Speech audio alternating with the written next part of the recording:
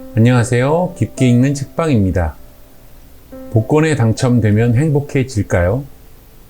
여러 책과 언론에서는 복권 당첨이 되고도 비극적인 결말을 맞이하게 된 사람들을 조명하며 복권보다는 하루하루 소박한 행복을 느끼며 살아가는 게 더 중요하다고 강조합니다.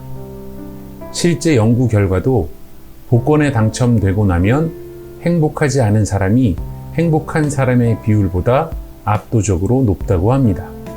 예전에 이런 글이나 방송을 접했을 때 저는 속으로 이렇게 생각했습니다.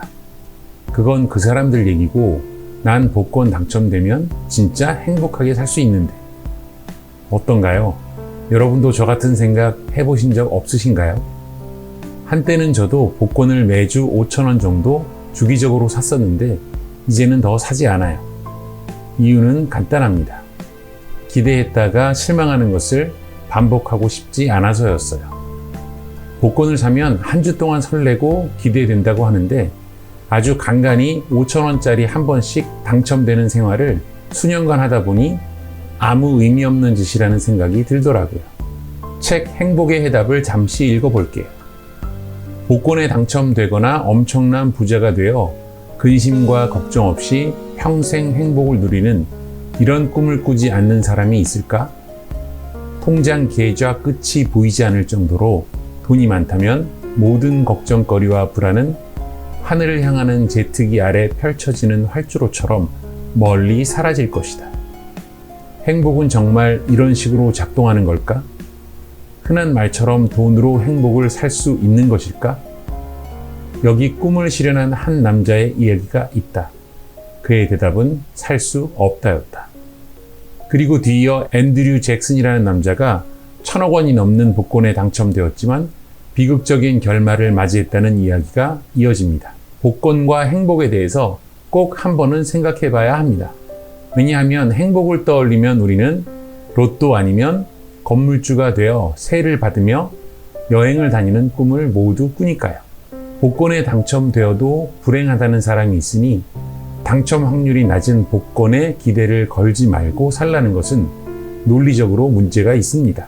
복권에 당첨되고 이전보다 더욱 행복하게 살아가는 사람이 있을 테니까요. 복권 당첨 후 비극적인 결말을 맞은 사람들에 의해서 우리가 취해야 할 진실은 우리가 꿈꾸는 것처럼 복권 당첨이 언제나 행복으로 연결되는 것은 아니라는 것입니다. 복권에 당첨된 누군가는 좁은 단칸방에서 사는 부모님의 집을 사들이고 결혼하게 될 동생에게 보탬이 되어주고 대학생 때 빌린 대출금을 모두 갚고 멋진 차 한 대를 사고 나서 다시금 행복한 삶을 이어갈지도 모릅니다. 모든 것이 모든 사람에게 같은 결과를 가져오는 것은 아니니까요. 제가 복권을 더 이상 사지 않는 이유를 다시 말씀드려 볼게요.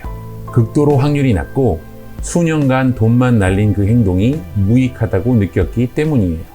매주 요일 맞춰서 복권 구매하러 가서 주차를 하고 줄을 서서 기다렸다가 사인펜으로 번호를 체크하고 5,000원어치를 사서 돌아서는 그 행동을 매주 그리고 몇 년에 걸쳐서 하는 게 전혀 매력적이지도 않고 가치가 없는 행동이라고 생각했기 때문이에요.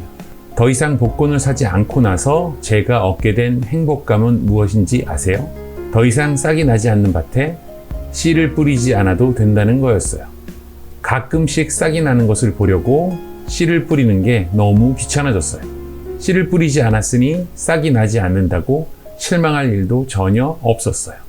복권 사는 것을 일주일 동안 사는 낙이라고 생각하는 분들도 계신데 저는 복권 대신 다른 것을 사는 낙을 찾았습니다. 저는 그 5,000원으로 매주 장미를 사서 사무실 제 책상에 올려둡니다. 남자가 무슨 꽃이냐고요? 태어나서 처음으로 저를 위해 장미를 사던 날 그 어색함을 기억합니다. 하지만 책상 위에 있는 장미를 볼 때마다 나 자신을 위해서 평생 하지 않던 행동을 한 것에 나름의 뿌듯함과 즐거움이 있었어요.